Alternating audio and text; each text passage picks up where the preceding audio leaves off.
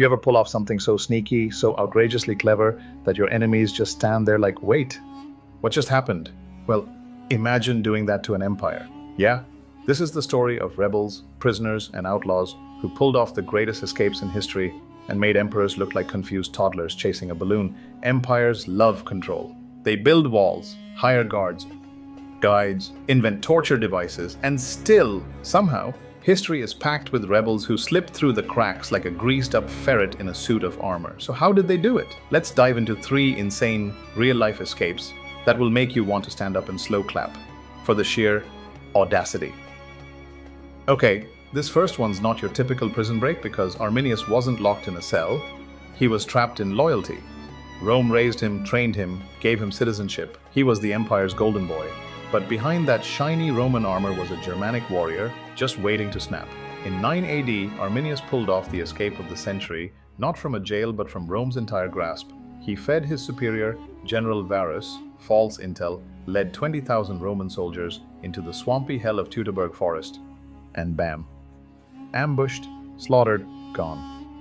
It wasn't just a battle, it was Arminius escaping a lifetime of Roman leash-holding. He turned their own military playbook into confetti and danced on the ruins of 3 legions. Honestly, a little dramatic. But A+ for flair. Bet you've never heard of Alice Tankerville. And that's a tragedy, because this woman was a 16th century queen of the Great Escape.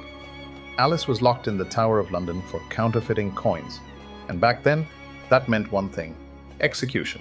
But plot twist, she fell in love with her jailer. Now, either she was very persuasive or he was very lonely, probably both. Using pure charm and a whole lot of plotting, Alice convinced her captor to smuggle in rope and help her climb down the freaking tower wall. They fled together in 1525 like a medieval Bonnie and Clyde. Historians aren't 100% sure what happened to them afterward, but honestly, I hope they bought a little cottage, raised goats, and laughed about outsmarting the crown. Yes, a glider, like with wings. During World War II, Kolditz Castle in Germany was used as a POW prison for officers who had a reputation for escaping, basically the overachievers of captivity. So the British prisoners got creative. They spent over a year secretly building a full-size 2-man glider in the attic. Out-of-bed slats, floorboards, even powdered milk for glue. What were the Germans doing during this? Apparently not checking the attic. The plan was to launch the glider off the roof using a catapult powered by bathtubs full of concrete. I'm not joking. This was less escape plan and more Wile E. Coyote engineering degree.